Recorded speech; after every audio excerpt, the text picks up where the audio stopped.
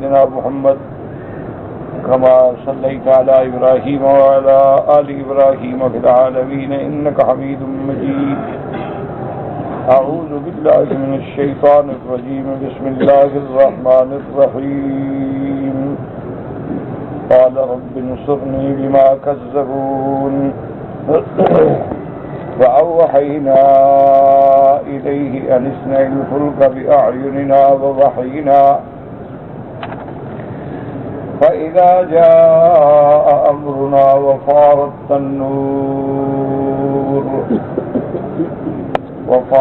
النور فاسلك فيها من كل زوجين اثنين وأهلك إلا من سبق عليه القول منهم ولا تخاطبني في الذين ظلموا إنهم مغرقون. فإذا استويت أنت ومن معك على الفلك فقل الحمد لله الذي نجانا من القوم الظالمين وقل رب أنزلني منزلا مباركا وأنت خير المنزلين. إن في ذلك لآيات وإن كنا لمبتلين. قال المؤلف المفسر رحمه الله تعالى أدام النفع بعلومه وعلومكم في الدارين آمين. إلى أن قال يخبر تعالى عنه عليه السلام أنه دعا ربه ليستنصره على قومه كما قال تعالى مخبرا عنه في الآية الأخرى فدعا ربه أني مغلوب فانتصر. وقال ها هنا رب انصرني بما كذبون.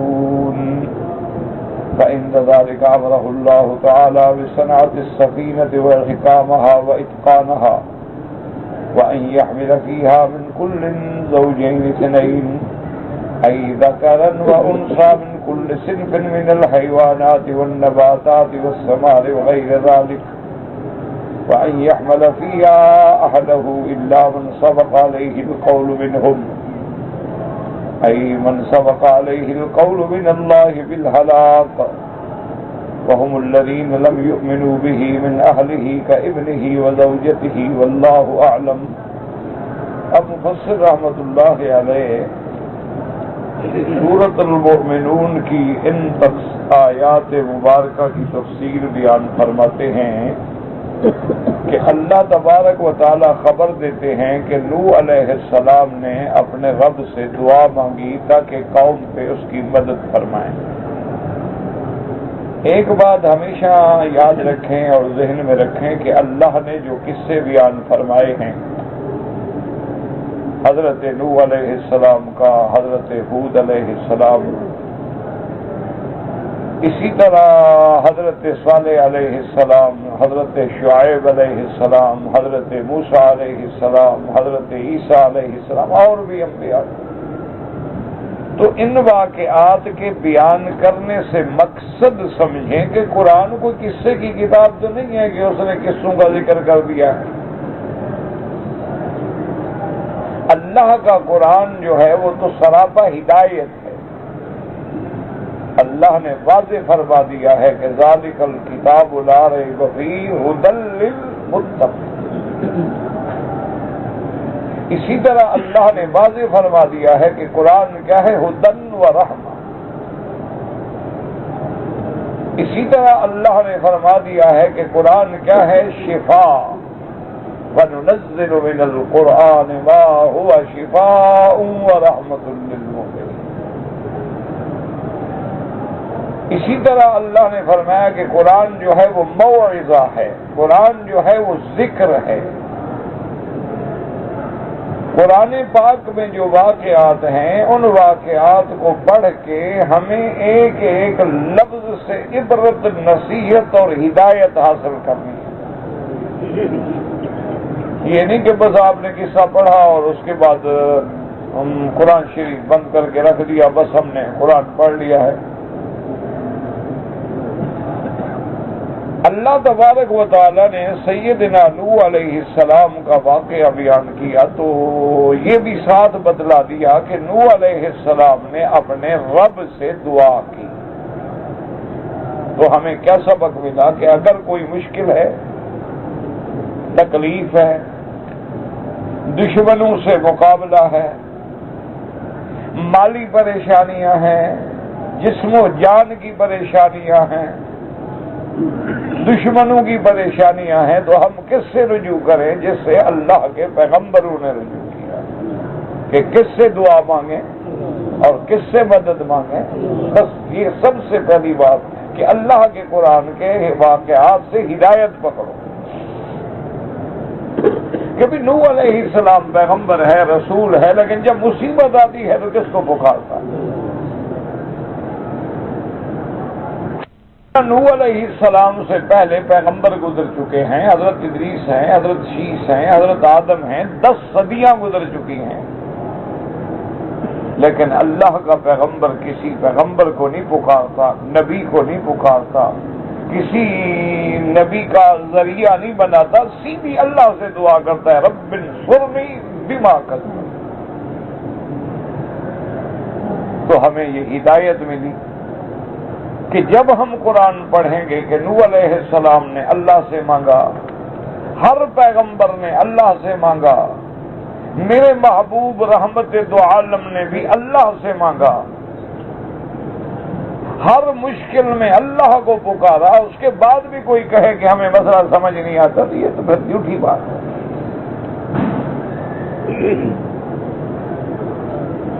اب کوئی آدمی اگر حضرت علی کو پکارے یا نبی کو پکارے یا ملک کو پکارے یا ولی کو پکارے، سیدھی بات ہے کہ وہ شرک ہے۔ تو اس لیے یہ بہانے بنانا کہ ہمیں مسئلہ سمجھ نہیں آیا یا ہم تو یہ اللہ کو پکارتے ہیں، بس ان کا تو صرف واسطہ وسیلہ ذریعہ بناتے ہیں، ورنہ پکارتے تو ہم اللہ کو ہیں، تو اتنی بات تمہیں سمجھ آئی ہے، انبیاء کو سمجھ نہیں آئی کہ انہوں نے تو کوئی واسطہ وسیلہ نہیں بنایا،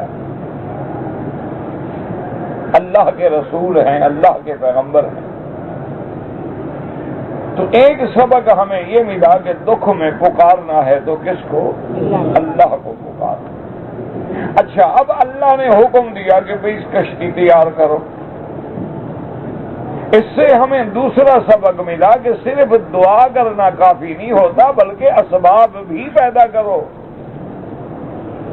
تم تجارت کرو پھر برکت کی دعا مانگو، تم کوئی کام کرو پھر کامیابی کی دعا مانگو، تم کوئی اپنے اسباب، کیونکہ اللہ چاہتے تو نوح علیہ السلام کو بغیر کشتی کے بھی نجات دے دیتے۔ اللہ تبارک و تعالیٰ تو اس بات پہ قادر ہے نا کہ جی آپ یہاں بیٹھے رہیں، یہاں طوفان نہیں آئے گا، باقی ہر جگہ آئے گا، ٹھیک، لیکن اللہ نے حکم دیا کہ نہیں، کشتی بناؤ۔ تو اس سے ہمیں سبق ملا کہ ہمیں اسباب پہ عمل کرنا چاہیے، کہ وہ اسباب بھی میرے اللہ کے پیدا کرتے ہیں، کہ ہم بیمار ہوں تو دوا لینی چاہیے، لیکن شفا کی دعا اللہ سے کرنی چاہیے کہ وہ چاہیں تو اس دوا کو ذریعہ شفا بنا دیں، اور اگر نہ چاہیں تو لاکھ ہم دوا کریں، کوئی دھیلے کا فائدہ بھی نہیں ہوگا۔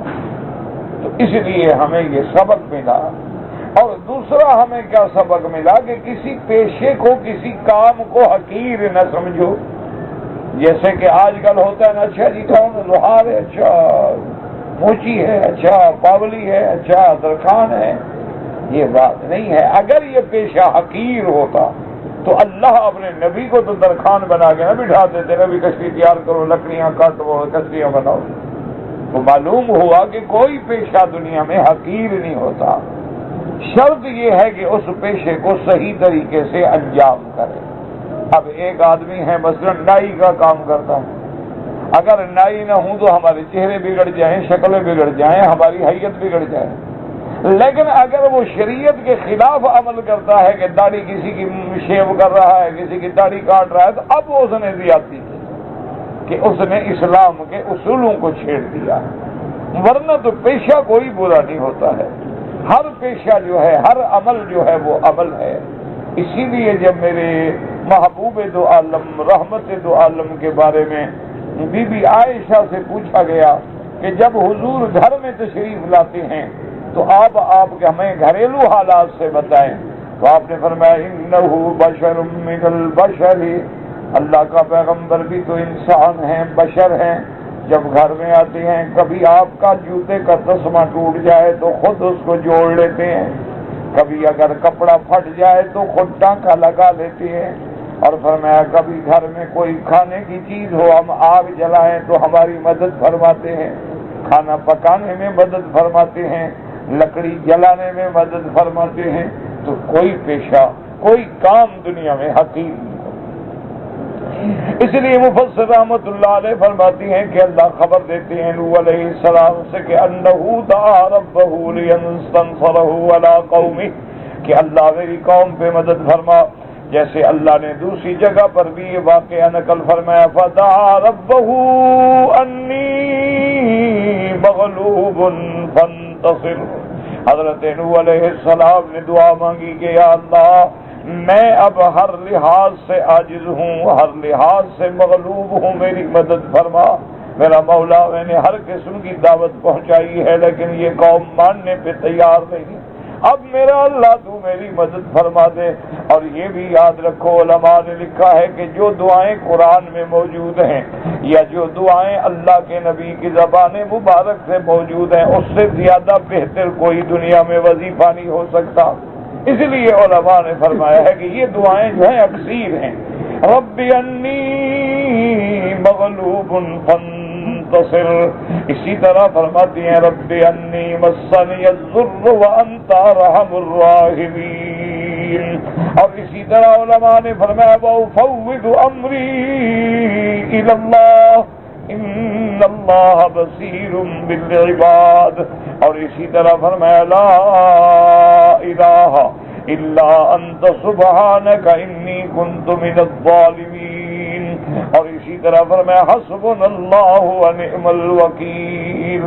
حضرت شاہ ولی اللہ محدث دہلوی رحمت اللہ علیہ نے لکھا ہے کہ یہ اکثیر اعظم ہے، جو بندہ ان آیات سے ان کلمات سے دعا مانگے اور پھر اس کو اللہ سے منظوری کا یقین نہ ہو تو گویا وہ قرآن کا منکر ہے، کیونکہ اللہ نے ان آیات کے بعد کیا فرمایا حسبنا اللہ ونعم الوکیل۔ جب انہوں نے کہا صحابہ نے بھی کہا یوم احد والے دن تو نتیجہ کیا فانقلبوا بنعمت من اللہ وفضل لم یمسسهم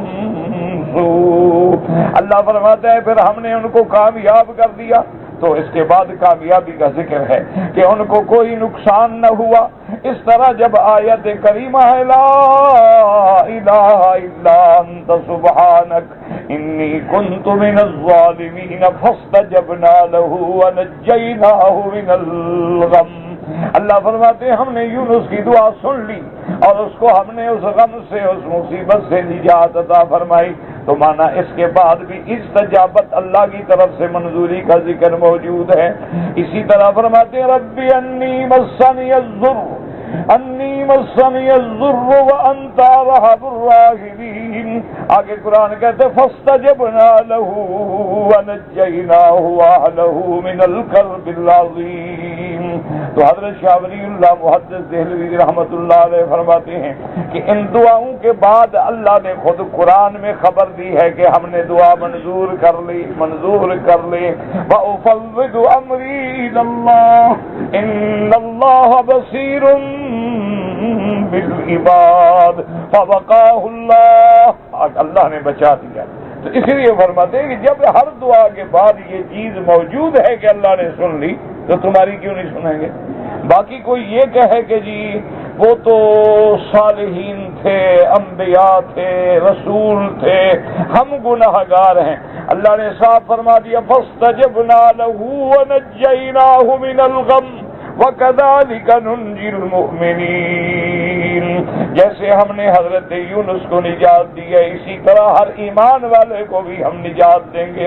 اس لیے میرے مدنی سرکار نے فرمایا، آپ نے فرمایا اسم اللہ الاعظم الذی ذا دعی بہ اجاب. آپ نے فرمایا اس میں اعظم ہے جس کے ساتھ دعا مانگو تو منظور ہوگی. وہ کون سا ہے؟ فرمایا لا الہ الا انت سبحانک انی کنت من الظالمین. فرمایا یہ اسم اللہ العظم ہے. اسی میں اسم اعظم ہے. جب بھی بندہ دعا مانگے گا دعا لازم اس کی قبول ہوگی. تو اس لیے ہمیشہ یاد رکھیں یہ وہ دعائیں ہیں جو اکثیر اعظم ہیں اور جن سے بڑھ کے دنیا میں کوئی وظیفہ نہیں ہے اور کوئی دعا نہیں ہے. اور یاد رکھیں کہ ایک وظیفہ پیر بتلاتا ہے اور ایک وظیفہ نبی بتلاتا ہے اور ایک وظیفہ امام الانبیاء بتلاتے ہیں اور ایک دعا خود خدا بتلاتا ہے. تو اس میں کیا شبہ ہو سکتی ہے؟ اس لیے ہمیشہ سیکھیں کہ ان قصوں میں ہمیں نصیحتیں کیا مل رہی ہیں. اب اللہ پاک فرماتی ہیں کہ انہوں نے دعا مانگی تھی اور جیسے یہاں فرماتے ہیں رب انصرنی بما کذبون. اللہ نے حکم دیا کہ آپ کشتی تیار کریں اور کشتی کو ٹھیک ٹھاک بنائیں اور کشتی کے اندر بالکل اس کے بعد جب تیار ہو جائے تو جوڑے جوڑے اٹھا لیں. زوجین اثنین من ذکر و انثی. ایک تو جو آپ پر ایمان لانے والے مرد عورتیں ہیں ان کو ساتھ لے لیں اور اس کے بعد جو جانور جن کی بندوں کو ضرورت ہوتی ہے جیسے کہ اللہ کے علماء مفسرین نے فرمایا ہے کہ اللہ تبارک و تعالی نے جیسے گائے ہے بھیڑ ہے بکری ہے اونٹ ہے ان کی ضرورت ہے بندوں کو. یہ منع نہیں ہوتا کہ ہر چیز اٹھا لو یعنی سانپ بھی پکڑ لو اور بچھو بھی پکڑ لو. یہ منع تھوڑا ہوتا ہے. تو معنی یہ ہوتا ہے کہ ہر وہ چیزیں جن کی تمہیں ضرورت ہوگی. اور حضرت نوح علیہ السلام کے ساتھ 950 سال کی دعوت کے بعد کل 80 آدمی سوار ہوا ہے. یعنی اللہ کے پیغمبر ہیں 950 سال محنت کی ہے. آج لوگ کہتے ہیں نا جی ہم نے بڑی کوشش کی ہے لیکن بہت تھوڑے لوگ ہمارے سے باتوں کا غم نہ کیا کریں. اللہ چاہیں تو انقلاب آ جائے اور اللہ نہ چاہیں تو قیامت میں ایسے پیغمبر بھی ہوں گے جن کے ساتھ 4 آدمی ہوں اور ایسے پیغمبر بھی ہوں گے جن کے ساتھ کوئی بھی نہیں ہوگا. تو یہ اللہ کی شان ہے. ہماری ذمہ داری ہے کہ ہم حق بات پہنچاتے رہیں. باقی آگے کوئی مانتا ہے الحمدللہ نہیں مانتا ہے الحمدللہ یہ ہمارے ذمے ہی نہیں ہے. ہمارے ذمے تو صرف اتنا ہے کہ اللہ کا دین صحیح پہنچا دیں بس.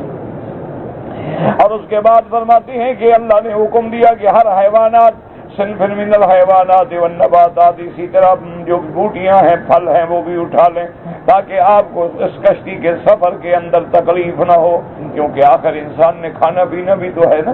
تو اس لیے یہ بھی ہمیں سبق ملا کہ اللہ کا پیغمبر ہے لیکن اللہ فرماتے ہیں کھانا کو اٹھاؤ. حضرت موسیٰ علیہ السلام جب خضر کو ڈھونڈنے گئے تو حکم ہوا کہ نہیں کھانا وانا مچھلی ساتھ رکھو اپنے.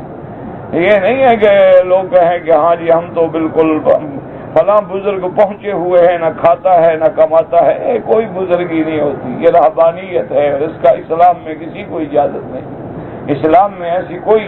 اسی لیے چند صحابہ نے مشورہ کیا کہنے لگے کہ پہلے لوگ بڑے عابد تھے ہم تو اتنی عمر بھی نہیں ہماری تو ہم ایسا کرتے ہیں کہ بعد نے کہا کہ بھئی ہم تو کبھی زندگی میں شادی ہی نہیں کریں گے نہ بیوی کا جھنجٹ ہوگا نہ بچوں کا جھنجٹ ہوگا سارا وقت جو ہے ہم عبادت میں گزاریں گے. اور بعض لوگوں نے کہا کہ اچھا بھی ہم ایسا کرتے ہیں کہ آج کے بعد فیصلہ ہے کہ بس ہر دن روزہ رکھیں. بعض صاحب نے کہا چلو جی ہم فیصلہ کرتے ہیں کہ رات کو اب کبھی نہیں سونا ہے ساری رات مصلی پہ گزار دیں.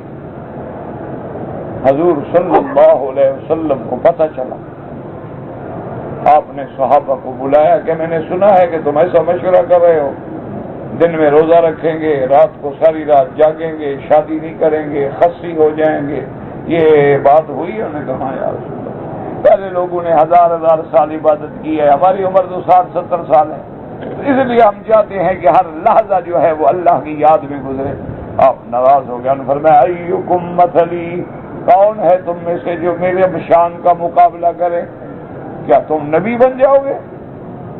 انہوں نے کہا حضرت نہیں ہم آپ کا مقابلہ. تو فرمایا کہ انا اصوم و افطر میں روزہ بھی رکھتا ہوں افطار بھی کرتا ہوں. انام و اقوم میں رات کو نیند بھی کرتا ہوں اور نماز بھی پڑھتا ہوں. آپ نے فرمایا اسی طرح میں شادی بھی کرتا ہوں اپنے بیویوں کے حقوق بھی ادا کرتا ہوں. یہ شریعت ہے کہ ہر حق جو ہے حقدار کو پہنچاؤ. یہ شریعت تھوڑی ہے کہ تم اللہ کے حلال کو بھی چھوڑ دو، مباحات کو بھی چھوڑ دو. یہ کون سی شریعت؟ تو لہذا اسباب پر عمل کرنا بھی ضروری ہے. اب حضرت نوح علیہ السلام کو حکم ہو گیا کہ آپ کشتی بنائیں، اور ساتھ یہ بھی فرما دیا کہ اپنے اہل کو بھی سوار کر لیں. الا من سبق علیہ القول منہم، مگر وہ جن پر میرا فیصلہ ہو چکا ہے. اور اللہ کا فیصلہ کبھی بدلہ نہیں کرتا. اور وہ فیصلہ کیا ہے کہ ہم نے ان کو ہلاک کرنا ہے. اور کن کے بارے میں یہ فیصلہ ہے؟ وَهُمُ الَّذِينَ لَمْ يُؤْمِنُوا بِهِ، جو آپ پر ایمان نہیں لائے ان کی ہلاکت کا ہم نے فیصلہ کر دیا ہے. اور ایمان نہ لانے والوں میں آپ کا بیٹا بھی شامل ہے اور بیوی بھی شامل ہے. اب دیکھو، نبی کی بیوی ہے لیکن ایمان نہیں لیا، نبی کا بیٹا ہے لیکن ایمان نہیں لیا. دعا کرو اللہ ہماری بیویوں کو، بیٹیوں کو، بچوں کو ہدایت کرو. یہ نہ سمجھنا مولوی ہیں، عالم ہیں، بزرگ ہیں، واعظ ہیں، ہم بڑے پہنچے ہوئے ہیں. اللہ نے نبیوں کی اولاد کو کافر بنا دیا تو ہم کیا کر سکتے؟ ہماری کیا طاقت؟ صرف ہمیں یہ حکم ہے کہ ہم دعائیں مانگتے رہیں کہ ربنا هب لنا من ازواجنا وذرياتنا قرة اعين واجعلنا للمتقين اماما. اور یاد رکھیں وجعلنا للمتقین، مانا یہ نہیں ہوتا کہ جتنے پرہیزگار ہیں ان کا ہمیں امام بنا دیں، بلکہ مانا یہ ہوتا ہے ہماری اولاد کو متقی بنا دے تاکہ ہم ان کے بڑے بن سکیں. وجعلنا للمتقین یعنی من ذریتنا واہلنا وعیالنا، تاکہ ہم ان کے امام ہوں. ورنہ یہ تھوڑا کہ ساری دنیا کے متقی اکٹھے کرو اور ہمیں ان کا امام بنا دو، یہ مانا نہیں ہوتا. تو اس لیے ہمیشہ یاد رکھیں کہ اللہ کا پیغمبر ہے نوح علیہ السلام لیکن بیوی کافرہ ہے. اللہ کا پیغمبر ہے نبی نوح علیہ السلام رسول ہے لیکن بیٹا کافر ہے. تو معلوم ہوا کہ ہدایت کس کے ہاتھ میں ہے؟ بس یہ عقیدہ یاد رکھ لو کہ ہدایت دینے والا، توفیق ہدایت پیغمبر کے ذمہ ہدایت کرنا ہے، ہدایت دینا جو ہے وہ اللہ کے ہاتھ میں ہے. علماء کے ذمہ ہدایت کرنا ہے، ہدایت دینا، توفیق ہدایت، منزل مقصود پہ پہنچانا. اس لیے علماء اس کو سمجھانے کے لیے دو طریقے بیان کرتے ہیں. ایک فرماتے ہیں ہدایت کا معنی ہوتا ہے رستہ دکھلانا، جس کو کہا جاتا ہے محاورات لغہ میں اراءۃ الطریق. کسی نے پوچھا کہ بھائی باب السلام کدھر ہے؟ انہوں نے کہا ایسے سیدھے چل جاؤ آگے باب السلام. تو یہ بھی ہدایت ہے. اور ایک ہے کسی کو پکڑ کے منزل مقصود پہ پہنچا دینا. تو علماء نے لکھا کہ ہدایت کرنا انبیاء کا کام ہے، ہدایت کرنا علماء اولیاء کا کام ہے. اب منزل مقصود پہ پہنچانا، توفیق ہدایت دینا، یہ میرے اللہ کا کام ہے. چاہیں تو ہدایت کر دیں اور چاہیں تو ہدایت نہ. اب دیکھو نا جی، ساری زندگی ابو جہل لعنت اللہ علیہ نے میرے مدنی کو دیکھا ہے، پیدائش سے لے کر نبوت ملنے تک دیکھا. یعنی میرے مدنی کا ایک ایک لمحہ اس بدبخت کے سامنے ہے. حضور کا بچپن، حضور کا رضائی زمانہ، حضور کا دودھ پینا، حضور کا بچپنا، پھر جوان ہونا، آپ کی صداقت، امانت، دیانت، تجارت، پھر آپ کا بی بی خدیجہ سے نکاح ہونا، پھر حضور صلی اللہ علیہ وسلم کا حسن خلق، آپ کی صورت، آپ کی سیرت، آپ کا جمال، آپ کا کمال سارا سامنے ہے لیکن نہیں مانا. وجہ کیا ہے کہ اللہ نے ہدایت کا فیصلہ نہیں.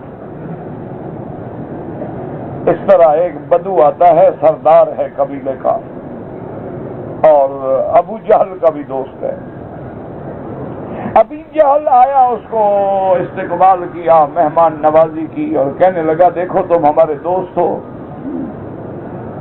مکہ میں آپ جب تک ہیں ہمارے مہمان ہیں، آپ طواف کریں، عمرہ کریں، عبادت کریں، زمزم پئیں، جو چاہیں کریں، لیکن صرف ایک شخص ہے اس کے قریب نہ جانا، اس کا نام محمد ابن عبداللہ.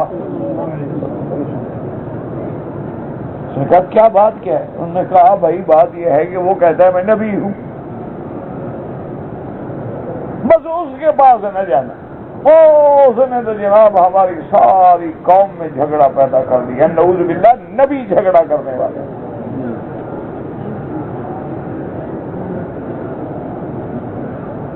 اچھا جھگڑا وہ کیوں کہتے تھے؟ وہ کہتے کہ جی ہم سارے پہلے اکٹھے تھے، حضور جب آئے لوگ مسلمان ہونا شروع ہو گئے تو انہوں نے بت پرستی چھوڑ دی.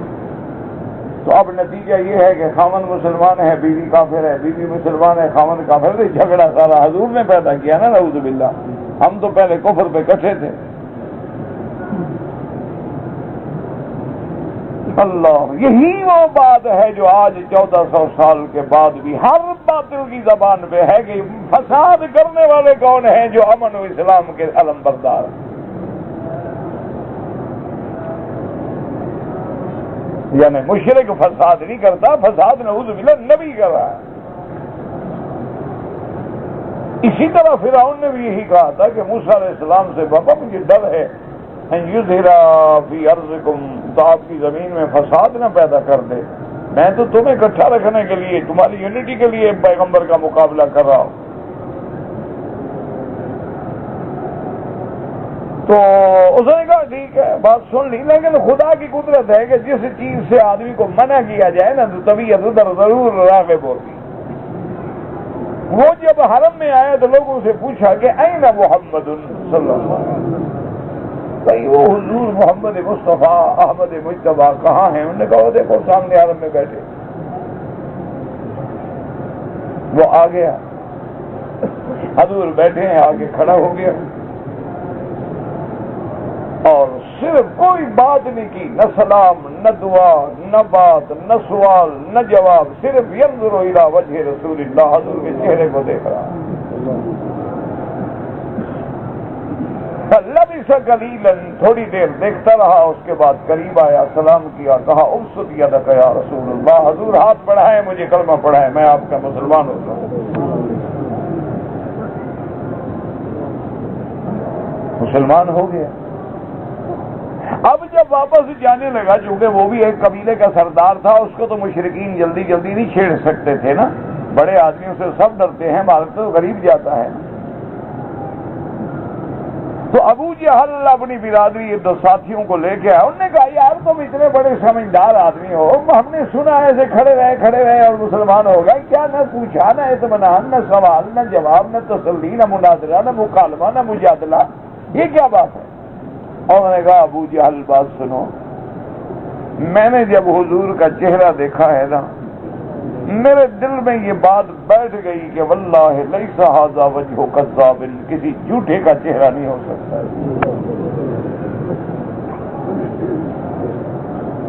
بس میں نے چہرہ دیکھ کے فیصلہ کر دیا ہے، جھوٹے کے چہرے پہ لعنت برستی ہے، چہرے پہ رحمت برستی ہے. جھوٹوں کے چہروں پہ ملال ہوتا ہے، یہاں جمال اور کمال برستا ہے. میں کیسے یقین نہ کر دیتا؟ جاؤ جو مرضی ہے کر لو، مجھے چھیڑو تو یاد رکھنا میرا بھی قبیلہ ہے. تو اب اللہ نے ہدایت کی، جس نے 5 منٹ چہرہ دیکھا اس نے کلمہ پڑھ لیا، جس نے 40 سال دیکھا ہے اس کو نصیب نہیں ہوا. اسی لیے حضور نے ان کو کہا لبثت فیکم عمرا من قبلی، بدبختو میری زندگی تمہارے سامنے گزری ہے، لیکن اللہ نے فیصلہ نہیں کیا. اس لیے دعا کیا کرو اللہ ہماری ہدایت کے فیصلے کرو، اللہ ہماری اولادوں کے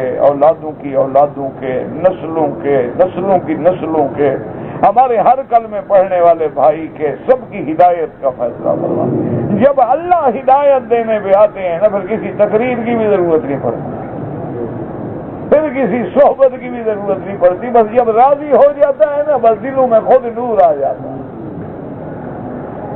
اسی لیے اللہ قرآن میں خود کہتے ہیں وَمَن يُرِدِ اللَّهُ أَن يَهْدِيَهُ يَشْرَحْ صَدْرَهُ لِلْإِسْلَامِ وَهُوَ عَلَى نُورٍ مِّن رَّبِّهِ، فرمایا جس کی ہدایت کا ہم ارادہ کرتے ہیں اس کے سینے کو کھول دیتے ہیں، وہ اللہ کے نور کی روشنی میں آ جاتا ہے، اس کی ہدایت کے فیصلے ہو جاتے ہیں. اب دیکھیں پیغمبر ہے، بیوی ہے، ساری زندگی بیوی رہی لیکن مسلمان نہیں ہوئی، بیٹا ہے لیکن کلمہ نہیں پڑھا. اور اس کے بعد جناب فرماتے ہیں مفسر رحمۃ اللہ علیہ، اللہ تبارک و تعالیٰ نے آپ کو یہ حکم دیا اور فرمایا وَلَا تُخَاطِبْنِي فِي الَّذِينَ ظَلَمُوا إِنَّهُمْ مُغْرَقُونَ عند معاينة إنزال المطر العظيم لا تأخذنك رأفة بقومك وشفقة عليهم وطمعا في تأخيرهم لعلهم يؤمنون فإني قد قضيت أنهم مغرقون على ما هم عليه من الكفر والطغيان۔ اللہ نے فرمایا کہ میرے نبی حضرت نوح اب ان ظالموں کے بارے میں سفارش نہ کرنا مجھ سے کہ جب ان پہ تم عذاب برستا دیکھو تو تمہارے دل میں شفقت آ جائے، رحمت آ جائے کہ ہائے میری قوم مر گئی، ہائے ڈوب گئے، تو اب مجھ سے درخواست کرو، ظالموں کے بارے میں درخواست نہ کرنا۔ یاد رکھو اللہ کبھی کافر کہتے ہیں کبھی ظالم کہتے ہیں، کیونکہ ظلم کا معنی یہ ہوتا ہے وضع الشیء فی غیر محلہ، کسی چیز کو اس کے مقام کے بغیر رکھنا جو ہے وہ ظلم ہے۔ اللہ نے یہ زمین اپنے دروازے پہ جھکانے کے لیے دی تھی، جب بتوں کے آگے جھکے، قبروں کے آگے جھکے، درختوں کے آگے جھکے تو یہ ظلم ہے۔ اسی لیے حضرت لقمان نے اپنے بیٹے سے فرمایا تھا یا بنی لا تشرک باللہ ان الشرک لظلم عظیم، سب سے بڑا ظلم جو ہے وہ شرک ہے۔ اسی طرح قرآن کہتا ہے فرماتے ہیں وَمَن يُرِدْ فِيهِ بِإِلْحَادٍ بِظُلْمٍ نُذِقْهُ مِنْ عَذَابٍ عَلِيمٍ۔ اللہ پاک فرماتے ہیں کا کفر کا شرک کا ارادہ بھی کرے، سوچے بھی ہم اس کو پکڑ لیتے ہیں۔ اس لیے فرماتے ہیں کہ اللہ نے حکم دے دیا کہ جب ان پہ بارش آئے پھر آپ کے دل میں ہمدردی نہ پیدا ہو جائے اور آپ یہ امید نہ کریں کہ اللہ عذاب مؤخر کر دے، شاید یہ ایمان لے آئیں۔ فَإِنِّي قَدْ قَضَيْتُ أَنَّهُمْ مُغْرَقُونَ، میں فیصلہ کر چکا ہوں کہ انہوں نے غرق ہونا ہے، اور اللہ کا فیصلہ کبھی بدلہ نہیں کرتا۔ لَا مُبَدِّلَ لِكَلِمَاتِ اللَّهِ، اللہ تبارک و تعالیٰ کے فیصلے کبھی تبدیل نہیں ہوتے ہیں۔ اور اس کے بعد وجہ کیا ہے؟ جو کہ کفر پہ ہیں، سرکشی پہ ہیں، اب ان کے غرق ہونے کا ہم نے فیصلہ کر دیا ہے۔ اب مفسر فرماتے ہیں وقت تقدمت القصۃ مبسوطۃ فی سورۃ ہود بما یغنی عن اعادۃ ذلک ہا ہونا۔ اب مفسر فرماتے ہیں کہ حضرت نوح علیہ السلام کا قصہ سورۃ ہود میں بڑی تفصیل سے گزر چکا ہے، لہذا دوبارہ تفصیل بیان کرنے کی ضرورت نہیں ہے۔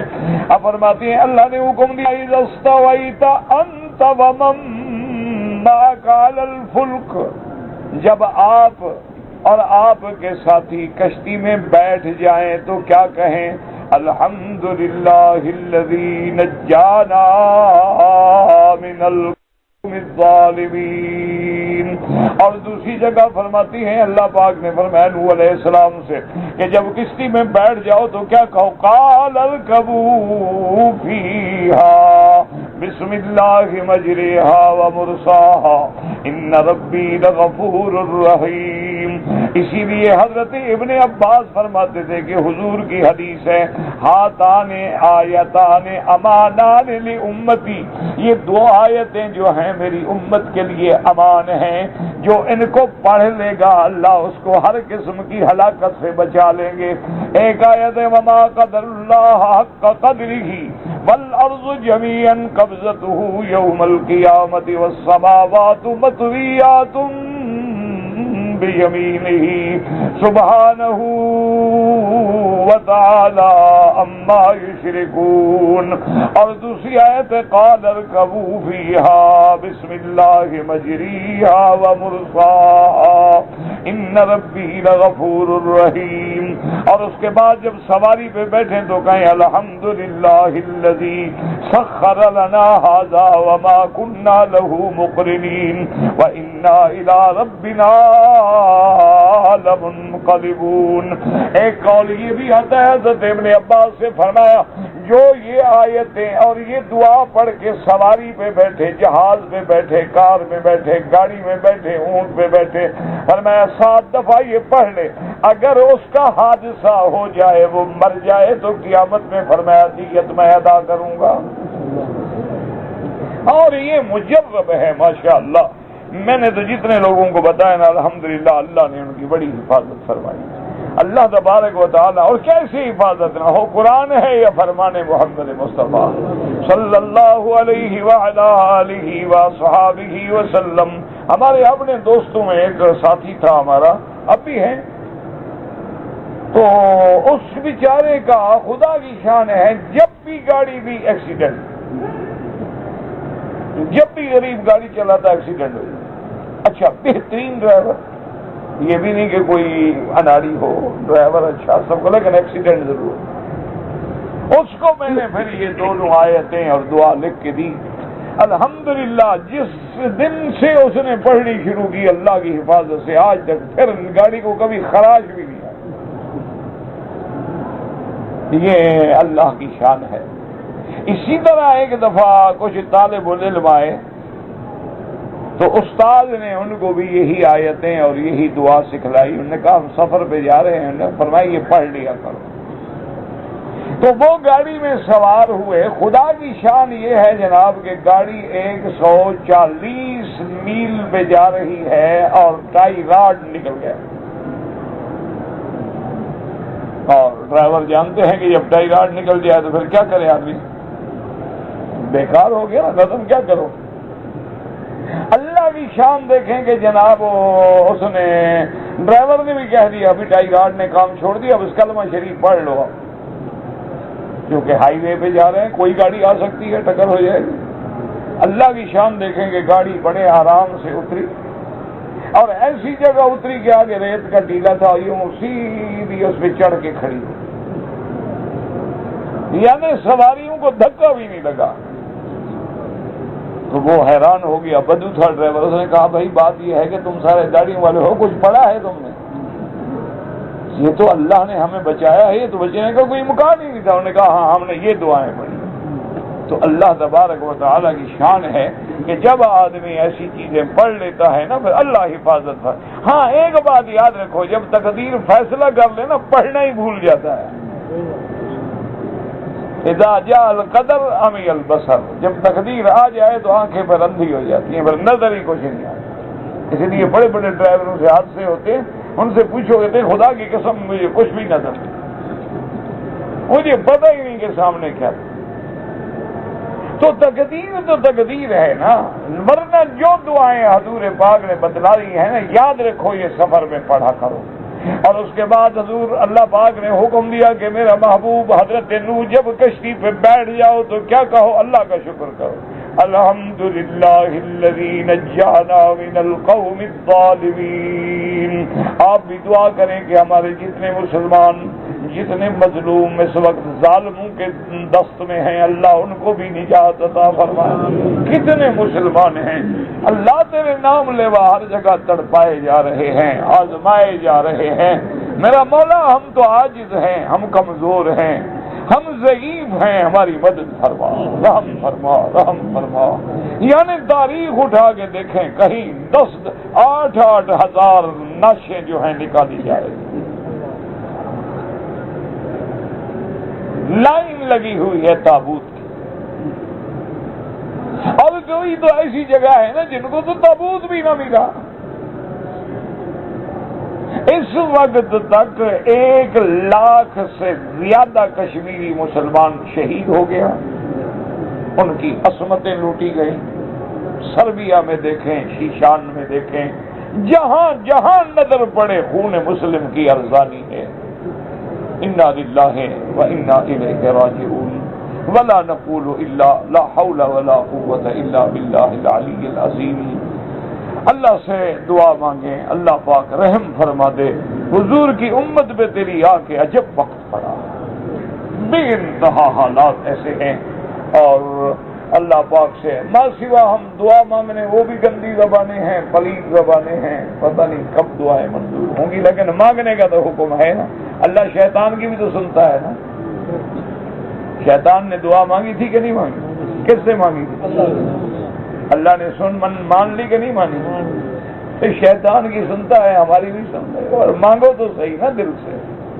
اس لیے پیغمبر کو سکھایا گیا کہ یہ دعا مانگو، الحمدللہ الذی نجانا من القوم الظالمین کما قال تعالی وجعل لکم من الفلک والانعام ما ترکبون، ہم نے تمہارے لیے کشتیاں اور سواریوں کے جانور پیدا کیے جن پہ تم سوار ہوتے ہو، لتستووا علی ظہورہ، تاکہ اس کی پشت پہ بیٹھو، ثم تذکروا نعمت ربکم، پھر اللہ کی نعمتوں کو یاد کرو، اذا استویتم علیہ وتقولوا سبحان الذی سخر لنا ھذا وما كنا له مقرنين وإنا إلى ربنا لمنقلبون وقد امتصل نوح علیہ السلام ھذا، اللہ کے پیغمبر نے اللہ کے حکم کی تعمیل کی، جیسے اللہ نے دوسرے مقام پہ فرمایا وقال اركبوا فيها بسم الله مجريها ومرساها، وذكر اللہ تعالی عند ابتداء سیری و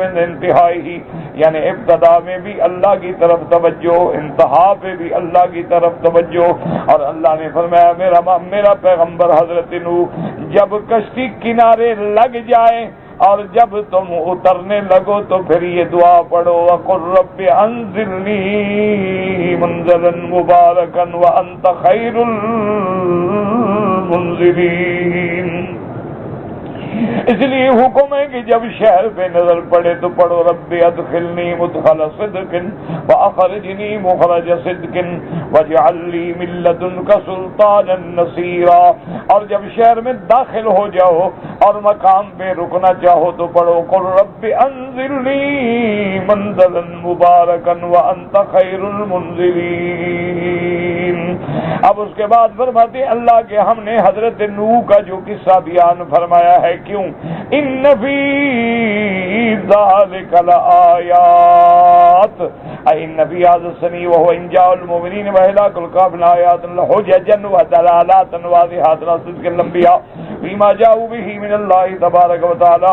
اللہ پاک فرماتے ہیں کہ یہ جو ہم نے فرمایا قصہ نوح علیہ السلام کے ایمان والوں کو نجات دی اور کافروں کو ہلاک کیا، یا اللہ اب بھی اپنے ماننے والوں کو کفر کے ظلم سے نجات دے، اور میرا اللہ اب بھی کافروں کی ہلاکت کا فیصلہ فرما دے۔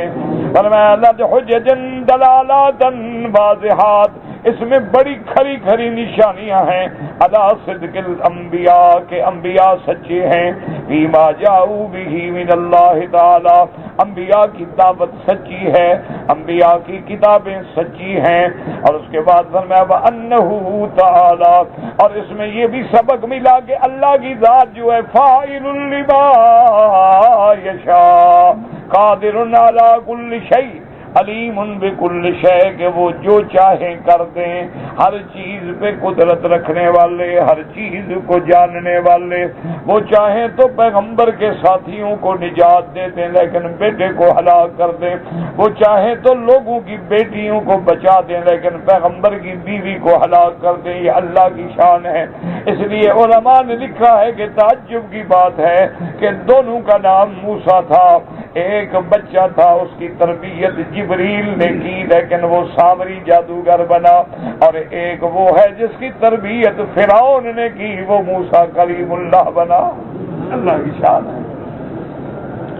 فرماتے ہیں ان فی ذلک لآیات وان کنا لمبتلین اے لمختبرین للعباد بارسال المرسلین، اور ہم لوگوں کے پاس پیغمبر بھیج کے، کتابیں بھیج کے، اپنی ہدایات شریعت بھیج کے امتحان کرتے ہیں کہ کون میرے حکم پہ چلتا ہے اور کون انکار کرتا ہے، ورنہ اللہ چاہیں ساری کائنات کو مسلمان کر دیں، اللہ چاہیں تو کوئی دنیا میں فساد نہ ہو، لیکن اختبار ہے، امتحان ہے کہ دن ہے تو پھر رات بھی ہے، اور صدق ہے تو پھر کذب بھی ہے، حق ہے تو پھر باطل بھی ہے۔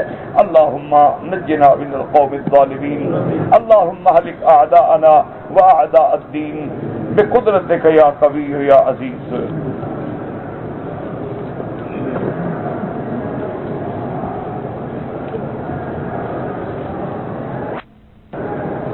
کہتا جی کہ میں ایک کمپنی میں ملازم ہوں، اور وہ کمپنی جو ہے موٹر سائیکل قسطوں پہ بیچتی ہے، تمہاری نوکری ٹھیک ہے، کوئی کچھ نہیں، تمہاری تنخواہ حلال ہے، ہم اپنے کسی رشتہ دار کے لیے طواف کر سکتے ہیں، اگر وہ زندہ ہے خود کرے، ورنہ آپ اپنا طواف اپنے لیے کریں اور فارغ ہو کے ان کے لیے دعا کریں۔ اگر ایک آدمی حج پہ آیا یا عمرے پہ آیا لیکن یہاں مزدوری بھی کرتا رہے، جائز ہے، یہ تو قرآن میں لکھا ہوا ہے، لیس علیکم جناح ان تبتغوا فضلا من ربکم فاذا افضتم من عرفات فاذکروا اللہ عند المشعر الحرام، کہ اللہ کا رزق کماؤ تو کوئی منع نہیں۔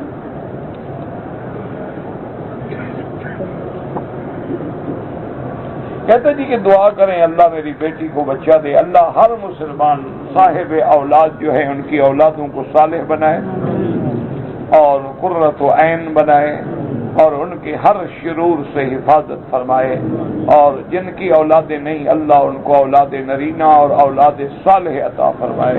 بہرحال قرآن میں جو دعائیں ہیں نا وہ پڑھا کرو، رب ہب لی من لدنک ذریۃ طیبہ انک سمیع الدعاء، رب ہب لی من لدنک ذریۃ طیبہ انک سمیع الدعاء۔ اسی طرح رب لا تذرنی فردا وانت خیر الوارثین۔ جتنی قرآن میں دعائیں ہیں نا اس سے بڑا اکثیر وظیفہ دنیا میں ناممکن ہے، شرط یہ ہے کہ یقین کرو ایسے ہاتھوں پہ سرسوں جمتا ہے۔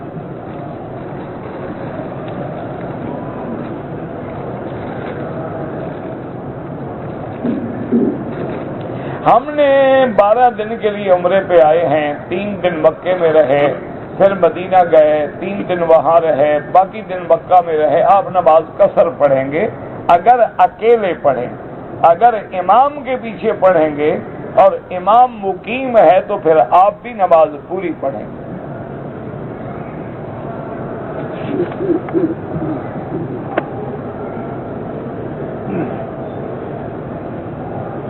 مستورات ہو یا مرد ہوں، سفر میں نماز قصر ہے۔ کیا معنی؟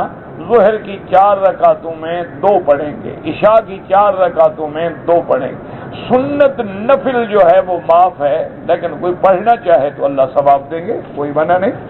ہاں البتہ احناف کے نزدیک، امام ابو حنیفہ رحمۃ اللہ علیہ کے نزدیک مسافر ہو وتر ضرور پڑھنا ہوگا، کیونکہ ان کے نزدیک وتر واجب ہے۔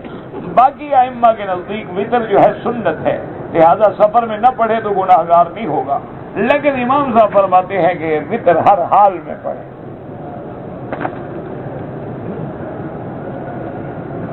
اگر طواف کے دوران میں کوئی مسکین نظر آ جائے تو اس کو خیرات دے سکتے ہیں، ہاں دے سکتے ہیں۔ جتنے دن ہم مکے میں رہیں عمرہ کرنا ضروری ہے؟ بالکل ضروری نہیں، عمرہ تو نفلی عبادت ہے، اور اصل عمرہ تو ہوتا ہی وہ ہے جب آپ اپنے ملک سے آتے ہوئے کرتے ہیں۔ مکے میں جتنے دن اللہ نصیب کرے سب سے زیادہ طواف کریں، یعنی یہ بالاتفاق ائمہ اربعہ کا مسئلہ ہے کہ جتنا ٹائم تم عمرے میں لگاؤ گے اتنی دیر اگر طواف میں لگاؤ تو اس کا زیادہ ثواب ہے۔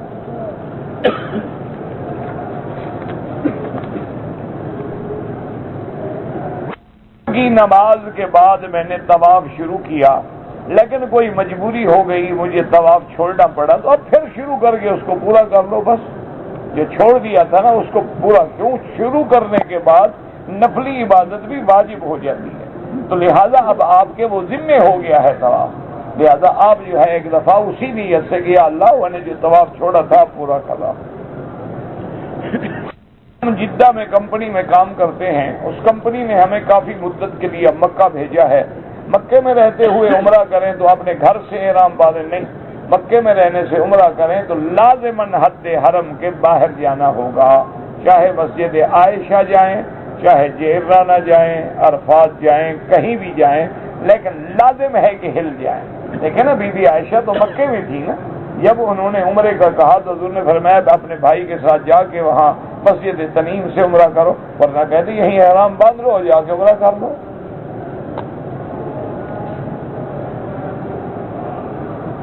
کہتے جی کسی کو پیر پکڑنا، بیعت کرنا جائز ہے، بالکل جائز ہے، صرف شرط یہ ہے کہ یہ دیکھ لیا کریں کہ وہ صحیح معنی میں بزرگ ہیں، سنت کے مطابق ان کی زندگی ہے، ان کا عمل جو ہے قرآن و سنت کے مطابق ہے، عقیدہ صحیح ہے اور ہماری وہ رشد و ہدایت کا ذریعہ بنیں گے، بالکل جائز ہے۔ جمعہ کے دن جب امام خطبے میں دعا کرتے ہیں تو ہمیں ہاتھ اٹھا کے دعا کرنا چاہیے؟ بالکل نہیں، نہ ہاتھ اٹھائیں نہ زبان سے آمین کہیں، بلکہ دل میں آمین کہتے رہیں، کیونکہ خطبے کے اندر بولنا منع ہے، تبلیغ منع ہے، کسی دوسرے کو برائی سے روکنا منع ہے۔ یہ ہاتھ اٹھانا اور آمین اور شور کرنا، یہ تو بالکل خلاف سنت ہے۔ اگر آدمی نے وضو کرنے کے بعد تولیے سے اپنا ہاتھ پاؤں خشک کر لے، کوئی بات نہیں، کچھ بھی نہیں ہوتا۔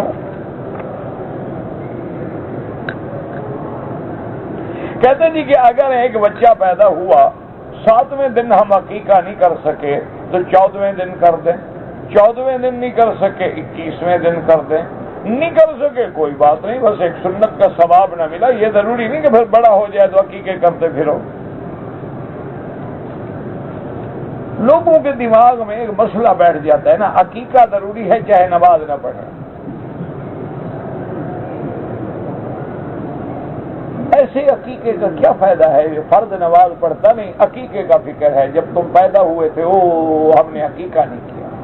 اچھا بچہ بھی کہے گا کیسے ماں باپ ہے میرا عقیقہ نہیں کیا؟ ماں باپ سے کہو نماز تو پڑھے پہلے، تمہیں نماز سکھائی ہے۔ کہتا جی کہ داڑھی میں کیا حکمت ہے؟ داڑھی مرد کی زینت ہے، اس لیے علماء عرب کا قول ہے کہ زینت الجبال اللحا وزینت الرجال اللحا وزینت النساء الحیا، کہ پہاڑوں کی زینت سبزہ ہوتا ہے، مرد کی زینت داڑھی ہوتی ہے اور عورت کی زینت حیا ہوتی ہے۔ جس کی داڑھی نہ ہو وہ بھی مرد ہوتا ہے نا؟ عورتوں کی داڑھی ہوتی ہے آپ کے ملک میں؟ ہاں جی ہوتی ہے؟ نہیں ہوتی؟ تو جن کی داڑھی نہیں ہے وہ کس میں شامل ہو رہے ہیں؟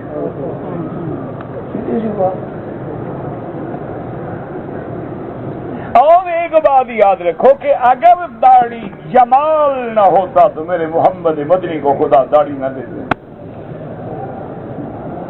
حضور سے زیادہ خوبصورت ہے کوئی دنیا میں؟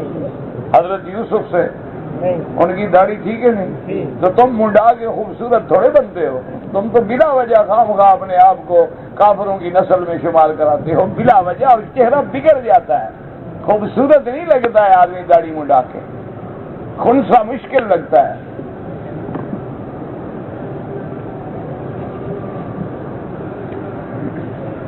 اگر ایک آدمی وضو کرتا ہے اور ہوا خارج ہو جاتی ہے اور ہوا اس کی بند نہیں ہوتی، کوئی بات نہیں، ہر نماز کے لیے نیا وضو کرو۔ مثلا مغرب کا وقت آیا وضو کر لو، اب ہوا چاہے نکلتی رہے وضو رہے نہ رہے، یہی وضو تمہارا عشاء تک کافی ہے، اور پھر جب عشاء کا وقت آئے تو اور وضو کرو۔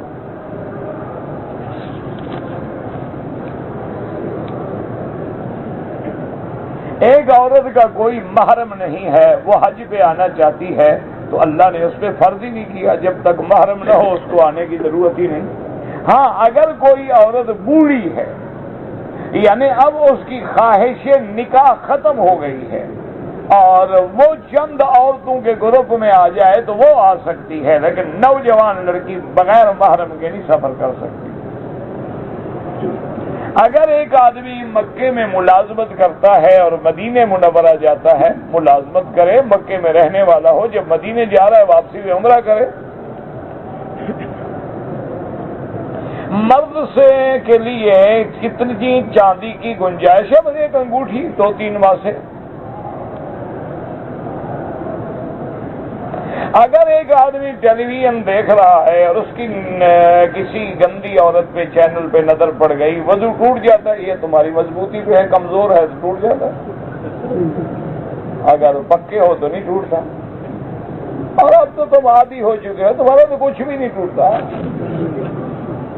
روز دیکھ دیکھ کے آدمی ڈھیٹ ہو جاتا ہے نا۔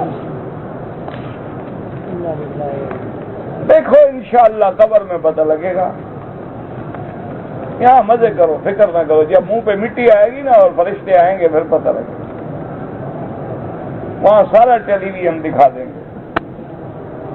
اقرا کتابک کفا بنفسک اليوم علیک حسیبا، اللہ فرمائیں گے اب اس کی گردن سے وہ رول نکال کے کھولو، دکھاؤ اس نے کیا کیا عمل کیے ہیں۔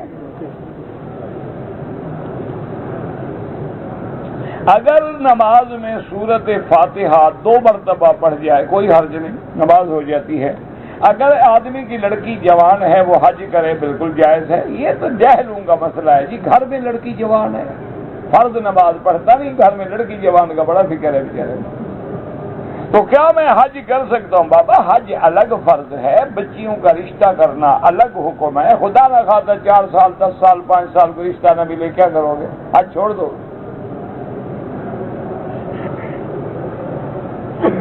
کہتے جی کہ فقہ حنفی میں کوئی کتاب، ایک کتاب ہو تو بتائے نا جی، وہ تو سینکڑوں کتابیں ہیں، لیکن بہرحال چھوٹی کتابوں میں منیت المصلی ہے، قدوری ہے، اسی طرح پھر بڑی کتابوں میں ہدایہ اولین و اخیرین ہے، اس سے بڑا فتح القدیر ہے، اس سے مسند امام ابو حنیفہ ہے، کئی کتابیں ہیں، جو کسی دکاندار سے جا کے لے لو۔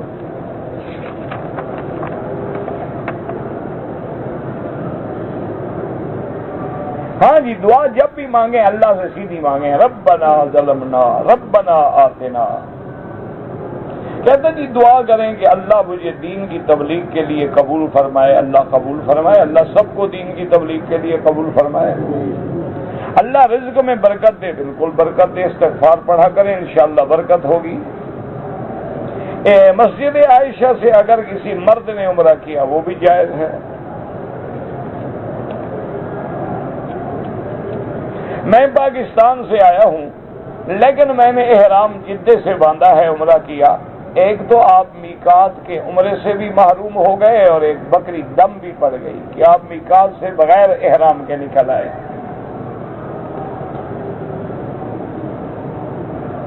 ایک جماعت ہے حضور کے واسطے سے دعا مانگتی ہے، اللہ قبول فرمائے، لیکن قرآن و سنت کے صریح دلائل اسی میں ہیں کہ سیدھا اللہ سے مانگو، کیونکہ بعد میں آدمی بھٹکتے بھٹکتے بھٹک جاتا ہے۔ اس لیے علماء فرماتے ہیں کہ جو لوگ اس معنی کو سمجھتے ہیں کہ مستقل بالذات کیا ہے، غیر مستقل بالذات کیا ہے، تو ان کا معنی الگ ہوتا ہے، ورنہ عام دعا جو صحیح ہے وہ سیدھی اللہ سے مانگو۔ جادو کے ذریعے سے گھر میں سے کوئی قیمتی چیزیں غائب ہو سکتی ہیں، بہرحال گھر کا فکر کرو، کوئی گھر کا بندہ چرا رہا ہے اور تمہیں جادو کے چکر میں ڈالا ہوا ہے، کوئی جادو سے غائب نہیں ہو سکتا۔ کہو بھی تھی جادوگر سے کہ یہودیوں کو غائب کر دے۔ جادو کے اثرات ہوتے ہیں بندے پہ، بندہ پریشان رہتا ہے، میاں بیوی کا تعلق خراب ہو جاتا ہے، یفرقون بین المرء وزوجہ، اسی طرح آدمی پہ حزن اور ملال اور بیماری اور بندش ایسے چکر چل جاتے ہیں، لیکن آدمی غائب ہو جائے آج تک ایسا جادو تو ہم نے نہیں سنا ہے۔ یہ تو معلوم یہی ہوتا ہے کہ گھر کا کوئی بندہ چیزیں اٹھا رہا ہے اور تمہیں جادو کے چکر میں ڈال دیا ہے۔ بعد اشراق کے بعد نیت کیسے کریں؟ یہی نیت ہے کہ 2 رکعت اشراق پڑھ رہا ہوں، اور کیا نیت کیسے کریں؟ کہتے جی کہ ہمارے انڈو پاک میں اکثر لوگ جو ہیں وہ خط لکھنے سے پہلے 786 کا عدد لکھتے ہیں، یہ خلاف سنت ہے، حضور نے کبھی عدد نہیں لکھا ہے۔ تم اپنے نام کا بھی پھر عدد لکھا کرو، کبھی 420، کبھی 840، کبھی 950، صرف آیت قرآن ملی ہے عدد نکالنے کے لیے۔ کوئی انسان وصیت کرے کہ میرے مرنے کے بعد میرا عضو کسی کو دے دیا جائے، یہ مسئلہ ابھی زیر بحث ہے، علماء اس پہ بحث کر رہے ہیں کہ کیا یہ اعضاء ہمارے پاس اللہ کی امانت ہیں یا ہمارا ملک ہے۔ تو بعض علماء فرماتے ہیں کہ اعضاء امانت ہیں اللہ کی، جب اللہ کی امانت ہے تو ہم کون ہیں خیانت کرنے والے۔ اور بعض علماء گنجائش رکھتے ہیں کہ کسی دوسرے کو فائدہ پہنچایا جا سکتا ہے، اور بندے کی کلینکل موت یعنی میڈیکلی طبی موت ہو چکی ہے، اور اس کا وہ عضو نکال کے دوسرے کو فائدہ پہنچا دیا جائے تو کوئی حرج نہیں ہے۔ وہ کہتے ہیں کہ جیسے کسی کے دوسرے کے دودھ سے رضاعت ہو سکتی ہے، جیسے کسی کا خون بدلا جا سکتا ہے، وہ کہتے ہیں اسی طرح اگر کوئی بندہ اپنی رضامندی سے اجازت دے دے تو اعضاء بدلے جا سکتے ہیں، لیکن ابھی تک متفق علیہ فیصلہ انشاءاللہ بہت جلدی آ جائے گا، کیونکہ مجمع الفقہ الاسلامی بھی اس پہ بحث کر رہی ہے، اور ہندوستان کی فقہ اکیڈمی بھی اس پہ بحث کر رہی ہے. انشاءاللہ بہت جلدی یہ مسئلہ حل ہو جائے گا. تو سفلی پتہ نہیں کیا ہو گیا ہے، پتہ نہیں کیا ہے، جادو ہو گیا ہے، تو سورۃ بقرہ پڑھا کرے.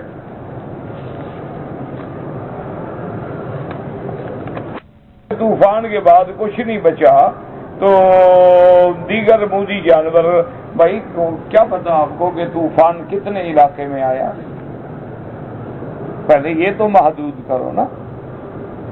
اور اگر آیا ہے تو اس کے بعد اللہ قادر ہیں. جو بعض علماء فرماتے ہیں کہ آپ نے ہر قسم کی نسل، چاہے وہ موذی تھی یا غیر موذی، اس کو اٹھا کے کشتی میں رکھا تھا.